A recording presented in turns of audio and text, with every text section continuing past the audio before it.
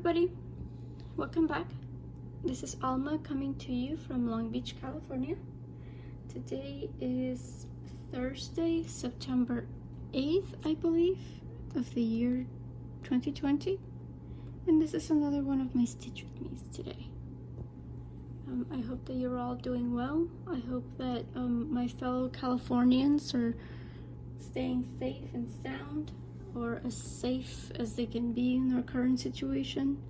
If you guys don't know, pretty much the entire west coast of the United States it's on fire. It's up in flames, and obviously this has, many people have been forced to flee their homes, and some have had their homes destroyed.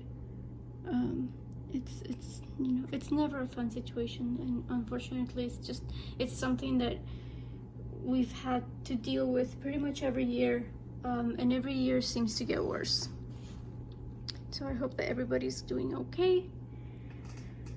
And we're doing fine here in Long Beach. I don't think we're in any danger at this time. But anyways, today's whip is actually a new start, as you can see. I actually put in the first few stitches just to kind of get myself started, but this is going to be today's project. Oop, sorry for the glare. Oh my goodness, we're just gonna struggle. Here we go. This is Heartstring Samplers, Consider the Lilies. And the reason I'm starting it today is because I'm starting it along with Leanne Stitches on Instagram. She's starting quite a few whips for her birthday. So I shouldn't say start whips, because whips are already in progress, right? But yeah, she's starting a bunch of new projects, and one of them was this one. So yeah, so I'll be joining her in at least one new start, because it's Sampler September, and it's Start All the Things September, right? So yeah, so happy belated birthday to Leanne. And yeah, today what I wanted to do was, I wanted to go ahead and answer a few questions. Oops, my bad. I was reaching for the questions. I wanted to go ahead and answer a few questions that I got on my previous video. And I also wanted to do one of the FlossTube tags. This one's actually quite an old one, but I thought it would be fun to do. And thanks again to Zakia of Lady Wing Designs for getting me the link to those tags. So I only got a couple of questions the last few weeks, since my last Stitch With Me. Sarah asked if I was participating in the No New Starts event that's going on next year, and the answer is yes. Mostly because I'm starting all the things this year. I don't know why, I have a need for a ton of new starts. So it's only fair that after starting everything this year, I have a year where I don't start anything. So the answer is yes. I'll do my best to stick to current whips and not do any new starts. That being said, though, the group that I'm doing it with is giving us at least one freebie, so we are allowed to start at least one thing. And I think I'm gonna take advantage of that. I don't know if I'll do it for like the new year, because I do like to start something new at the start of every year, or if I want to do it for my birthday. I'll have to see. Another question that I got was it was one of my it was on my Spanish speaking video, my video in Spanish. I had a viewer ask me how I store my floss for my projects, and the answer to that is I store them. I have a master set of DMC floss, so I have like the takes up like 4 boxes essentially, and then everything comes out of that really. I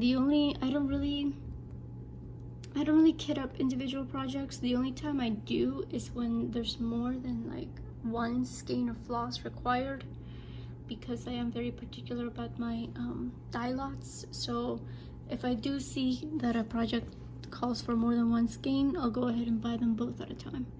Otherwise, everything comes out of my master set, and they're all stored in those plastic boxes that you can get at like Michael's. And then another question I got was from Tracy. Hi Tracy. She asked, when did I start stitching? And the answer is, I started when I was 9 years old. My mom cross stitches, and so she taught me how to cross stitch. And it's kind of a situation where the student has surpassed the teacher, and this is her, you know, her quote, her words, not mine. Because yeah, I just, you know, I learned from her, but then I just went above and beyond. And I have my first knot back here. Hang on. Okay. But yeah, I've loved every second of it. She still has some things that she would like to stitch eventually. So we both enjoy the craft, at least. Okay, I don't see any more questions. At least not in the comments. If I do miss it, then I apologize. Feel free to comment on this one. I'll go ahead and get to your question, but I'll go ahead and move forward to the tag, which is called Confessions of a FlossTuber. Very aptly named, I would think. But it should be fairly quick.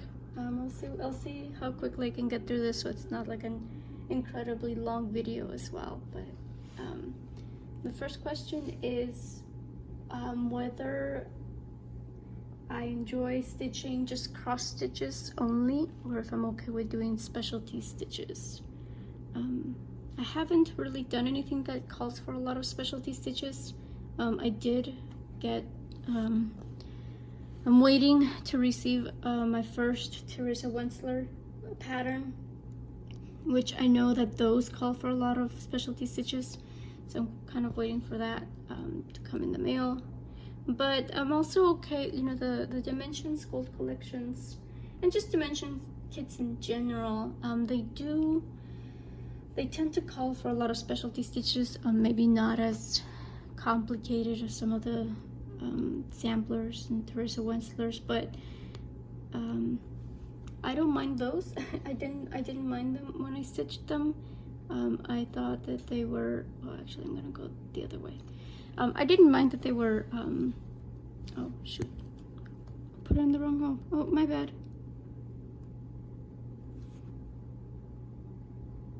Okay, sorry about that. Yeah, specialty stitches. I didn't mind them. Some of the Dimensions kits did call for couching, for example. And I really like the effect, you know. I'm not against, I guess the short answer to the question is I'm not opposed to specialty stitches because they do add to the piece. The next question is whether I like to cross stitch using whole stitches, or if I'm okay using half and quarter stitches. I obviously prefer to do whole stitches. I don't necessarily, actually I'm just gonna go ahead and cross it. I don't necessarily enjoy doing all those partial stitches that some designs call for, but again, it's all part of the design. At the end of the day, I find that doing those half stitches and quarter stitches, they do add to the piece, so in the end they are worth it. I don't necessarily steer towards those, but I don't mind if they contain them. So like my Bilbo piece, I have a current whip that is that is all, it has all sorts of half stitches, it's got quarter stitches, it's got everything, and I'm loving it. I really am, at least that one. The next question is a little bit similar. It's asking if I prefer to do French knots or beading, and I haven't done beading yet. I do have my first Mirabilia on the go, and those designs do include beading, so I think that's going to be my first attempt at it. But I'm not opposed to French knots. I know that some people abhor them, like they're just the bane of their existence, and they would much rather replace them with beads. I don't mind them at this time. The next question is Backstage, nemesis or friend? And I've always said that Backstage is a necessary evil, so it's just one of those things. Sometimes it can be very tedious to do, but at the same time, you just can't go without. It has to be done. That's what gives the design. Oh my goodness, I'm just all over the place right now. I have the pattern next to me too, so that's why I'm trying to maneuver. But and I totally put that in the wrong place. The thing about backstitching is it also depends how much there is, because I feel like a lot of designs go overboard with the backstitching and the details, and that can be very tedious as well. And the next one is whether my projects go washed or unwashed, and the answer is it depends on how long they go for. I just finished a piece that only took me a few weeks to do, like maybe like a month and a half, but since it didn't take me too long, it didn't really get dirty, so for that one I kind of went without washing it. So I just ironed it and framed it and called it a day. But if for my full coverage pieces that do go for a long time, I do like to wash those periodically, not just at the end when I finish them up. Sometimes I will go ahead and just soak them for a little bit,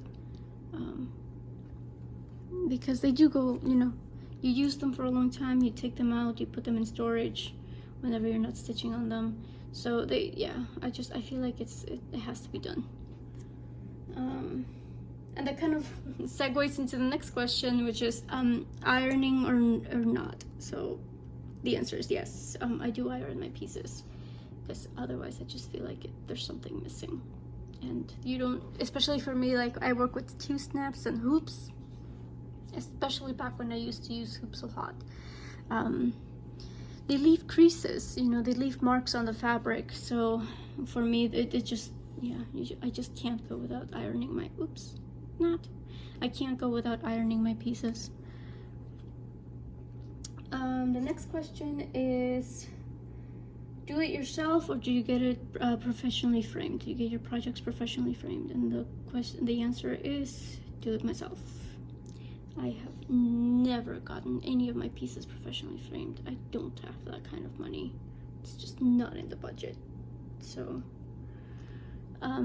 yeah, so I try to, whenever I cut my fabrics, I mean, it's kind of hard to do with these really big ones, but for the most part, I try to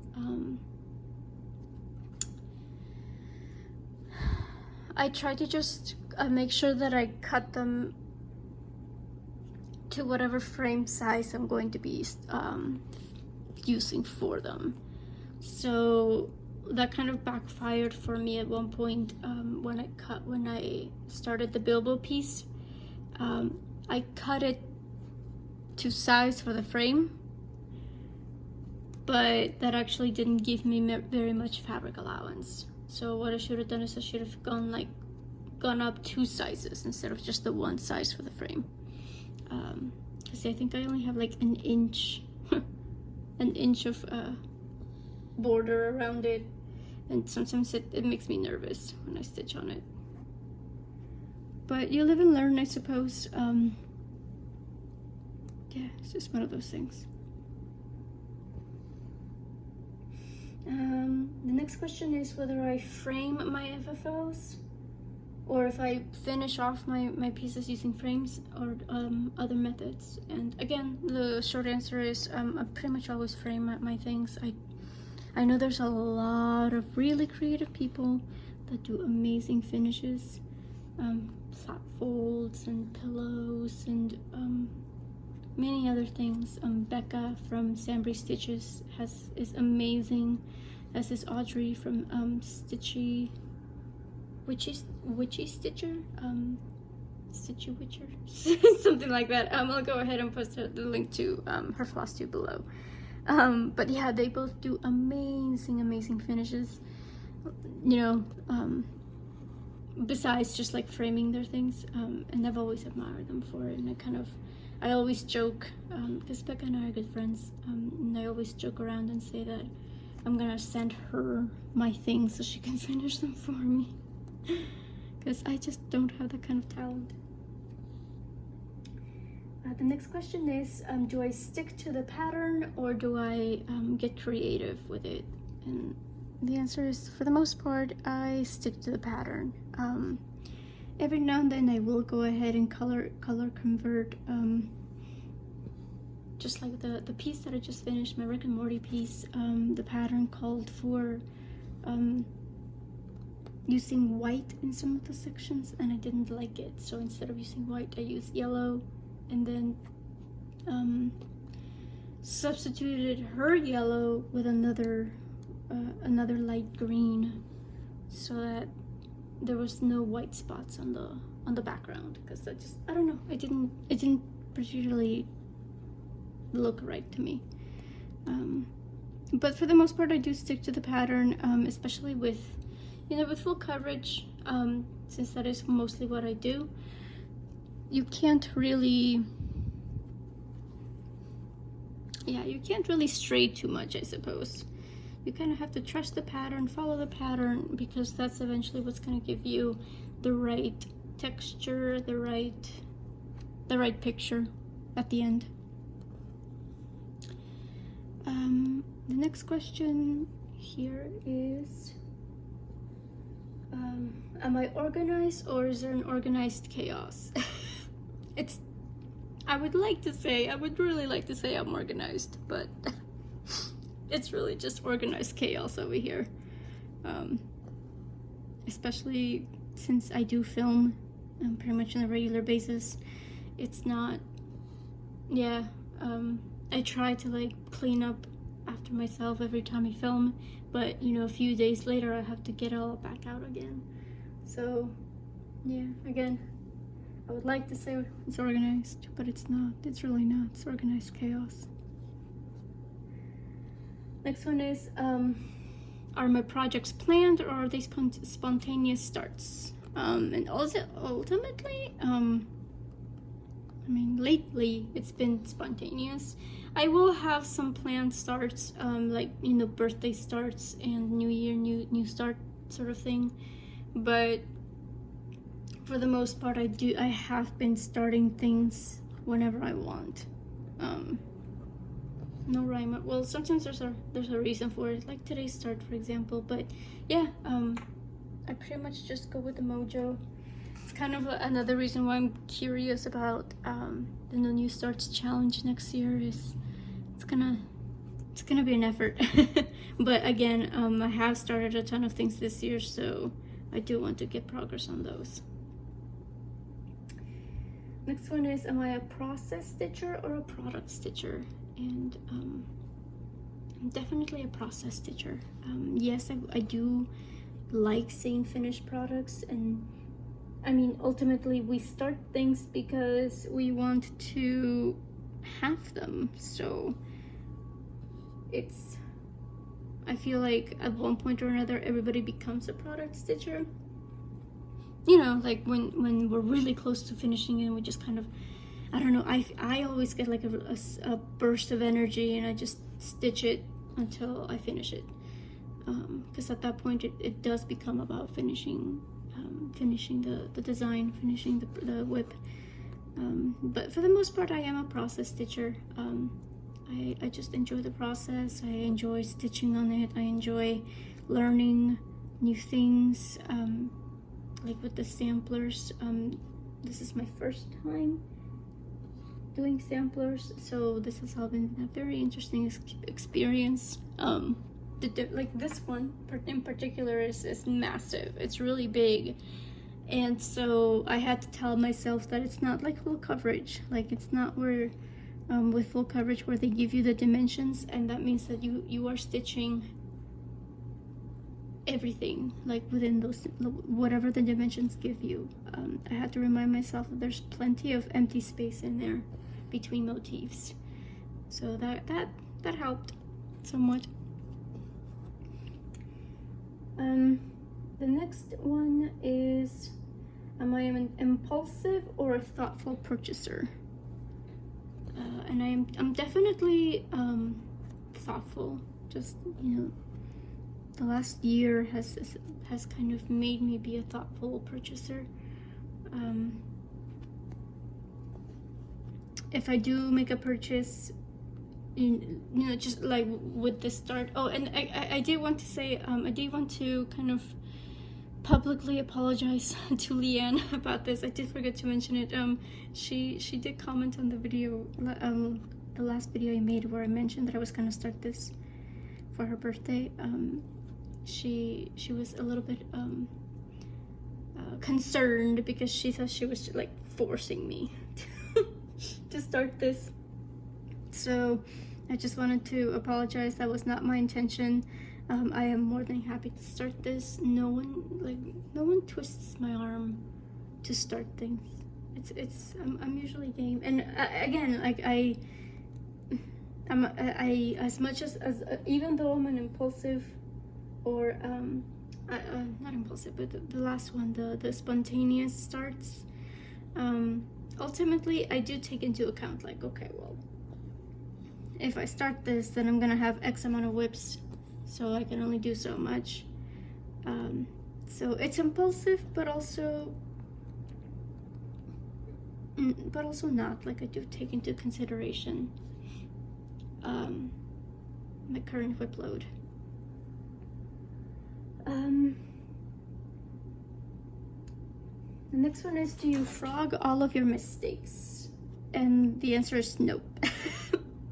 If it's something like in this piece, where it's, you know, it's smaller motifs, so mistakes are more visible, it's all going to be frogged. I'm gonna go ahead and frog it, make sure that I correct the mistake.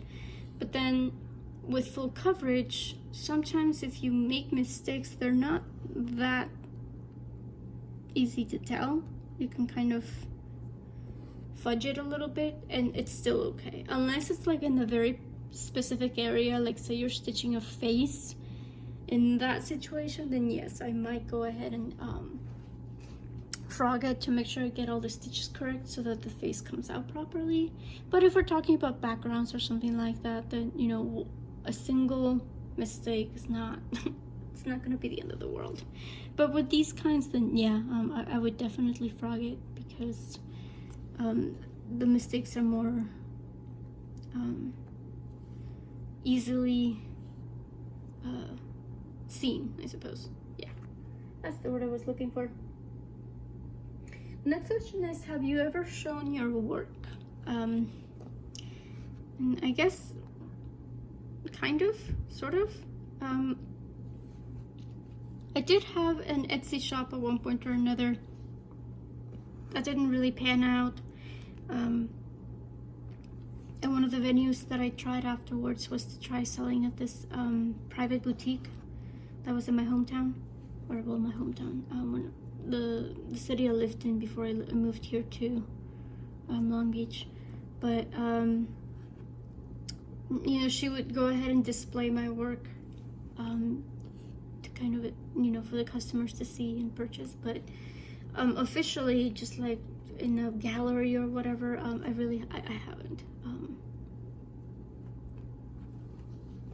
Yeah, the closest I've gotten is like being displayed at a store, available for purchase. Next one is, who do I stitch for? And me, obviously. Majority of my works are for me and me alone. If I do start something that's going to be intended as a gift, then I have to make the decision immediately. I think I can only think of maybe 2 instances where I was stitching something and I decided midway that it was going to be a gift, and one of them actually ended up being a very happy coincidence, because I stitched it was a Bachila kit. It was Madonna and child, and the person that I gave it to, apparently the particular image that I stitched was one of her favorite renditions of the Madonna and child. So yeah, I like to say that there was another force at work when I got inspired to give it to her, because she really appreciated it, and it hangs in her office right now. So yeah, unless I make that decision right away, most of my stitching does stay with me. The next one is, are gift stitches on time? So if and when I do decide to give somebody a gift, are they on time or are they fashionably late? And the answer is they're always on time, because as with the gift that I just gave last weekend. Oh my gosh, was it really last weekend? It feels like forever ago. But you know, I made sure, like, I stitched on it long enough and I worked at it long enough to make sure that I gave it on time. But the flip side to that is sometimes I'll tell myself, oh, it'll be a birthday present, and then I won't get it done for the birthday, so then it becomes a Christmas present. I just kind of give myself an extension. Oh no, I just realized I made a mistake. Oh no. Frogging time. This stitch right here is supposed to be up here. Sad life. Okay, and frogging. Let's start frogging, guys. Woohoo! But yeah, so they're always on time, because I always, if I don't make it to the deadline that I gave myself originally, I'll just extend the deadline. So I kind of cheat a little bit. The next question is, what is the strangest place I've ever stitched at? And I mean, I don't like to take my cross stitching places. If anything, I guess the strangest place I'd stitched at was like the dentist office, the doctor's office. Mostly because, I don't know, I guess people just aren't used to seeing somebody work on something like this, so I always get interesting looks. But other than that, I mean, I don't necessarily like to take my stitching outside because I'm afraid it's gonna get dirty. So I don't normally take it along. And I did have a work whip back when I still worked. But again, that one stayed in like a drawer at my desk until it was time for my breaks. The next question is, a place that would you like to stitch at?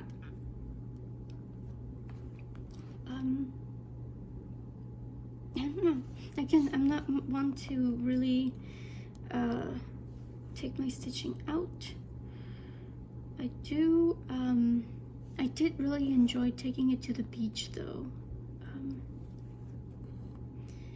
But of course we had like a nice little tent. Like, I had shade, I was protected from the environment, so I just stayed in the car, I stayed in the van, kind of popped up the trunk, and I just kind of sat there while everybody else went out surfing, because I don't surf, I don't do any sports really.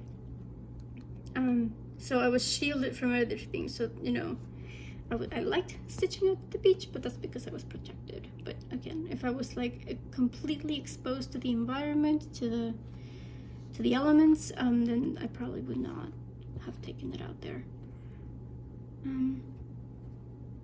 Next question is, if you had to be monogamous stitcher, which project would you stick with? And right now, I think I would stick with my Tilton Crafts chart, which is Esmeralda, because that one is super colorful. It's one of the most colorful charts that I have, so I feel like that project, I wouldn't get bored with that project. So again, probably would never go monogamous. But if I did have to, I would probably go with that. Or Harry Potter, my Hogwarts castle, but with that one, I have so much black that I feel like I would die if I had to go monogamous. But that is my oldest whip, so, oops. So, that would also be a contender. And the next question is, what is the most amount of whips you've had at a time? And that's right now. Right now I have like 36 whips on the go, and I'm loving it. Like, I love every single one of those whips. I don't regret starting anything, but it is something new. I've never had this many whips. Like, I was just thinking, I participated, I'm participating because it's still going, in Jessie Marie's Whip Go challenge, which is just like bingo, only with your cross stitch whips. And you know, as with any bingo board, it has 25 slots with a free space in the middle. And at the beginning of the year, I guess I had 19 whips, because I could only fill up the first three, the first four, sorry, I can do math. The first 4 rows, and then the entire bottom row I had left empty to allow for new starts. And I'm now at a point, I'm backwards. I have so many that I have to, if I do participate in it next year, I'm gonna have to pick favorites. I'm gonna have to determine which ones, which ones are to be left out, and I'm not looking forward to making those decisions. But yeah, so right now, 36 whips, 37 maybe, I don't know, because I started the linen and thread sal, and I started this lovely beauty here. And how old is your oldest active whip? That would be my Hogwarts castle piece, and it is, how old is it? Oh, well, it's just over 2 years old. I started it in June of 2018, so it's getting there. I do want to finish it next year because it is my oldest whip, so hopefully that'll happen. I am making plans for next year already. Full Coverage Phonetics just released. Well, they released it on Monday, but they released all the rules, not the rules. I can't speak today, guys. All the challenges for next year. So that that made my heart very, very happy. I got to planning right away, and I've officially decided that my 21 and 21 challenge piece is going to be my mini one piece. It's my Haid piece. It's the girl at the beach, because for that one I feel like 21,000 stitches would definitely get some progress.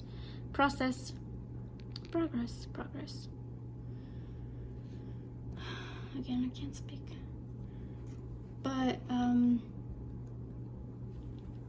yeah,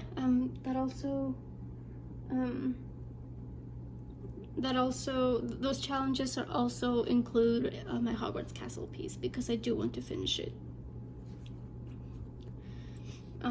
The goal this year is to reach 80,000 stitches, and then next year I'll do 42,000 stitches. So it's a very lofty goal, but I think I'll go ahead and I think I can manage it. Next question is if I have any stashed kits and patterns, and if so, how many?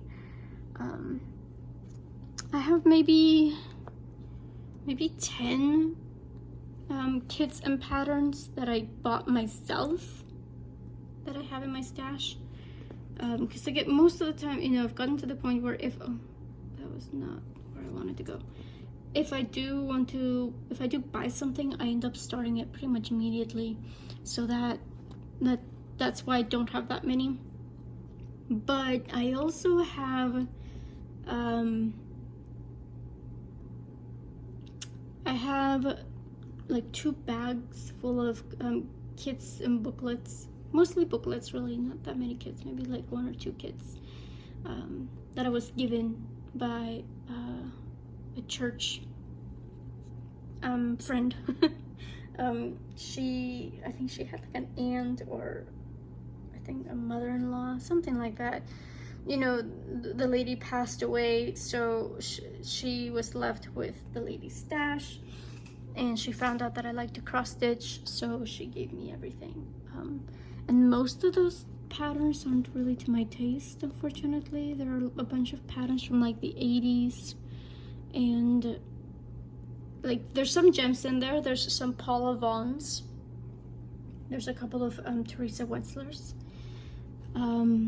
But for the most part, they're just one-off, like for to decorate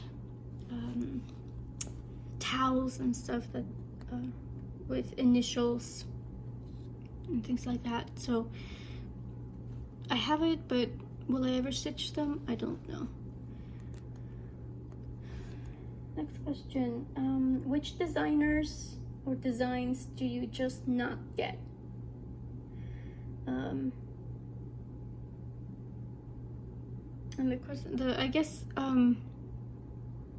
that goes with hates. Or just full coverages. I've seen a lot of full coverages or just designs in general, where they have animals, they give animals human features. There's a term for it, but the term escapes me right now. But the pattern Light comes to mind pretty much immediately. It's the fox that's like dressed up and is holding a lantern. But I've seen a few, and that's actually not a hate. But yeah, it's not strictly full coverage. But just in general, like you know, foxes in clothes are very popular apparently, and you know, I guess there's just something for everybody. Particularly not to, I don't understand it.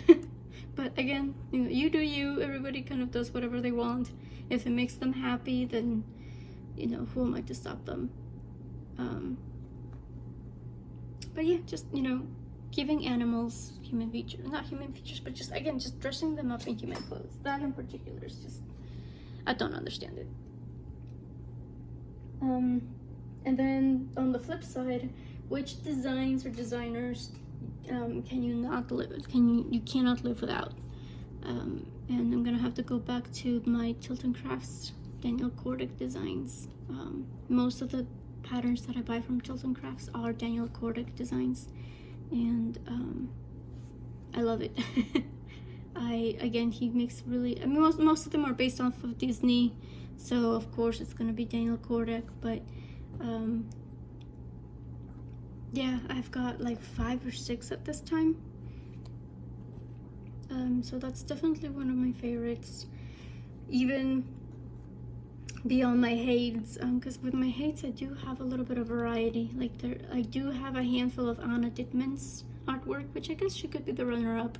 But with Daniel Kordick, like pretty much most of my charts, I think there's only like 1 or 2 charts that I bought from her, from Shelly, that are not Daniel Kordick. So that says something. And then the next question is, how many hours a week do you stitch? The answer is I don't know. It varies from day to day. It varies week to week. Sometimes I'll stitch 2 hours a day. Sometimes I'll stitch 4 hours a day. It just depends on what I have to do and what needs to get done, and like around the house, and even with schoolwork. Okay, so I've ended my thread, so I'm gonna go ahead and cut it off.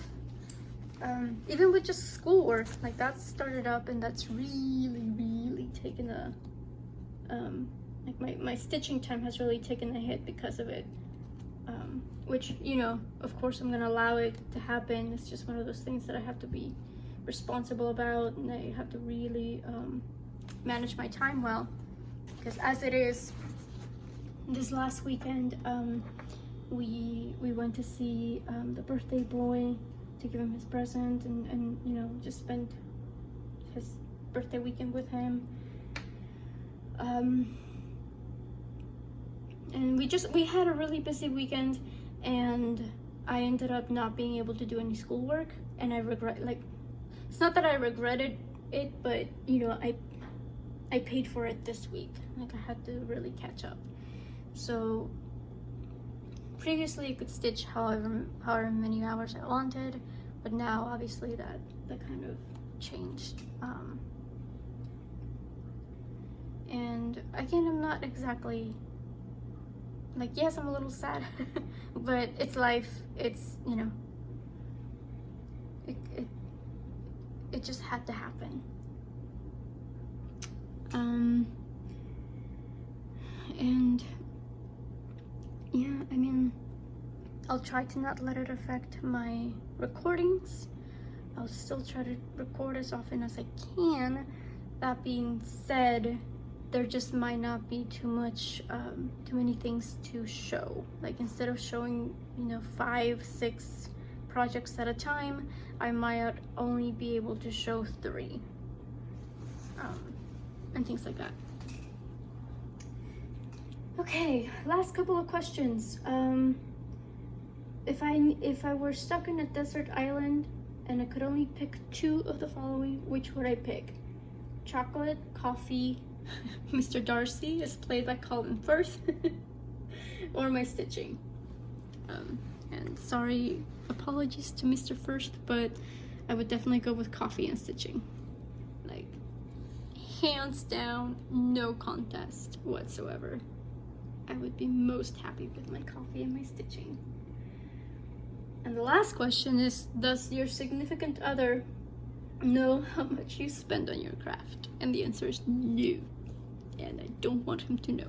No, I'm just kidding. No, again, I am being responsible with my spending, because the budget is very tight. So I can only spend so much, and most of the time I do. Again, like, I have so many whips right now that I'm getting to the point where I don't feel like I should be buying anything really. I should just be working on my old whips. But yeah, so that's the end of that tag, and we are at 43 minutes. So I'm gonna go ahead and end this here. We got a nice proper little start on my next whip, which I'm very excited for. So I'm gonna show you again just because it's so gorgeous. It's so pretty. All the flowers. Very excited to be working on this. And yeah, sorry for the bumping. Still getting used to this. Still getting used to stitching with a camera in my face. But yeah, thank you as ever for joining me today. If you do have any questions that you would like me to answer here on these videos, feel free to drop a line. As ever, if you do want to go ahead and subscribe, follow me for my regular FlossTube updates. Those are usually filmed on Saturdays. So I will go ahead and end this. See you guys next time. Take care. Bye.